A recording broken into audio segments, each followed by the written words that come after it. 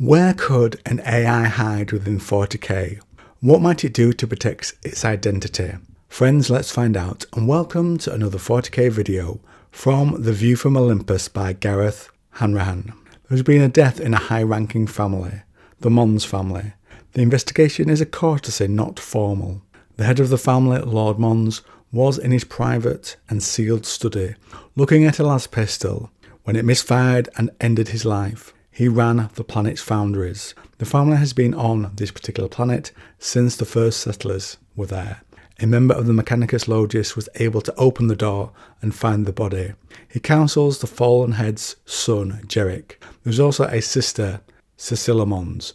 Within the study was the body and the head's last will and testament. The member of the Mechanicus finds the unnamed investigator. He says how ancient the foundry tech is, and that the son has accepted the aid of the Mechanicus so that nothing goes wrong with it. The investigator meets the grieving son and daughter, and a third son, Teratus. The will says the daughter will inherit, which surprises the son, who always thought he would. Cecilia, the daughter, opens up about the family's long history of terrible accidents, and the investigator learns that the last person to see the head of House Mons has vanished. He then interviews each person, starting with the son, who has the member of the Mechanicus with him, then the sister. We learn the investigator's title is probator, and they both, children when asked, have places they were at the time of their father's murder. The youngest son is then up for questioning, and this son says the family is cursed, as they have made abominable things. After the probator thinks Logis of the Mechanicus is the prime suspect, he would want the will destroyed so that his ally, the son, could take power. He asks about the weapon, the lasgun, and is told it's one of the first made by the family. He tracks down the lost servant who had been seen with the head of House Mons. Lord Mons had wanted to go over every old record, genealogies and treaties, but never had said why. Later, the investigator goes down into one of the family's compounds. It narrates this: I entered the building. It was dark inside, but my shoulder loom illuminated ancient machines, or parts of machines, to be accurate, industrial edifices so massive that this cathedral-sized structure only contained a small fraction of the machinery. Perspective again. What sort of mind could encompass something so huge and complex? Could the Logis grasp the full schematics of these ancient engines? The Logis is the name of the Mechanicus that I've mentioned a few times in case I hadn't covered that. Or would he chop the problem up, bring in a swarm of red-robed priests, each one poking at a different component, delving into every cog and valve and circuit? The investigator meets Logis, who has been looking into the Mons company, and says there are many financial irregularities going back at least 2,000 years. The investigator thinks on things, and something clicks for him. He contacts the servant who fled. Her name is Doria Bichambe. She confirms the servitor locked the door from the inside, and he thinks the cyborg servitors pass as unknown in the house. But if some force could suborn a servitor, maybe by corrupting its machine spirit, it could override the door in the same way. The servant's attacker might have been a servitor. Mons' killer was a servitor. He asks Logis about this, who says the abomination, and then the investigator narrates, I'm usually good at knowing when it's time to shut up, and I knew we'd gone past it. A grey shape rushed out of a corner of the room, moving incredibly quickly. The world shattered, and something slammed into my face. He wakes to find the members of the Mechanicus is dead, and that the Adeptus Arbites are looking into what happened. He thinks over many things of his account, what he will include, what he will leave out. His account says, a malfunctioning errant servitor threw itself at the Logis, knocking both of them through the window to plunge to their destruction. The Adeptus Mechanicus withdrew their interest in the Mons foundries after. Too costly, I suppose, with the Logis dead and Jerick disinherited. I heard he went off-world, signed on with a rogue trader according to some accounts. The younger son joins the ecclesiarchy, and Cecilia thrives without her brothers. The foundries kept burning. The factorums kept working, rolling like a river.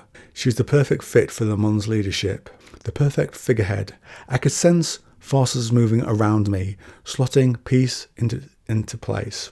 As long as I held my tongue, as long as I didn't say that Mons had been murdered, the system, the abominable intelligence, would move on.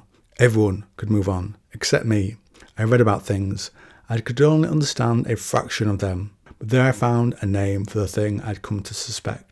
Abominable intelligence. Silica animus. A few months later, I was summoned to the Mons mansion again. A fresh-faced young servant let me in. The place was alive with light and laughter. I scanned the crowd of bright young things. Unsurprisingly, Lady Mons had abandoned the use of servitors after the incident. Cecilia says, "No probator's warrant anymore?" she asked. "No, Lady Mons. I have a bodyguard job offer for you. Vorsen, I find myself in need of a new head of security. My former bodyguard was far too protective. Now I know we didn't part on the best terms, but I'll do it." She smiles. "Good. It'll be good to have someone I can trust around here." Some might say when they look at me that my life has been all about selling my morals out over and over. Sell out mercies to become a probator.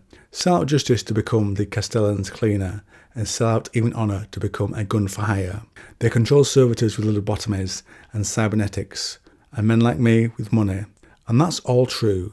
I rose from the warrens of the lower city to this glittering spire, and I didn't take the magshaft to get here. I climbed up on top of a lot of bodies. What you see is what you get, more or less. Now there are 100,000 eyes in the Mons family mansion.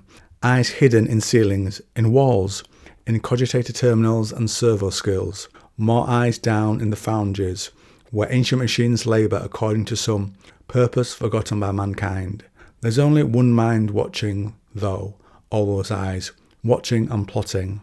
I'm not the first to discover this. Lord Mons, Lodis Artorius, even Tiratus in his way, and before them, who knows how many others over the centuries. How many members of the Mons family died untimely deaths?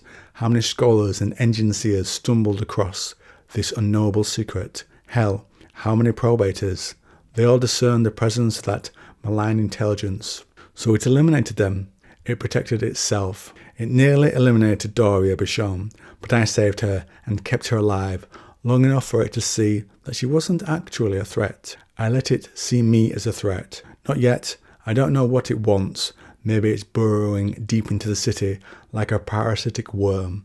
Maybe it's building something down there. I don't know if it's malicious or if it defends itself by reflex. I don't even know if it really thinks of us at all, or if it's so vast and complex that our little lives don't have meaning. If I ever speak, if I ever let slip that I spotted it, it will eliminate me. So I keep silent. I don't push. Yet I think it loves Cecilia too, in its way, like me. It finds her useful. She distracts attention from it, provides both scandal and sanctity. Alms given to orphans, to the victims of factorum accidents. She stops people asking too many questions. I think she suspects too, like Tiratus, her younger brother, did. But who knows where there's a hidden vox thief, a lurking servitor. We share intimate, terrifying glances, but never speak of what we can't say aloud. There'll come a time, though, when she stops being useful, and it will try, in its clumsy, brilliant, inhuman way to eliminate her too. Another terrible accident, maybe. But when it happens, I'll be there, the sort of probator she'll need. So let me know what you think to the lore presented in this video. We have a lot of abominable intelligences coming up across the wider 40k lore within the time of 40k, not the heresy timeline. And I think this is one of the more interesting ones, just because it's a little different and we don't really know its motivations. Anyway, I hope you enjoyed the video. Jump me a comment down below to let me know what you think. And if you like this video on 40k, then you also might like this one.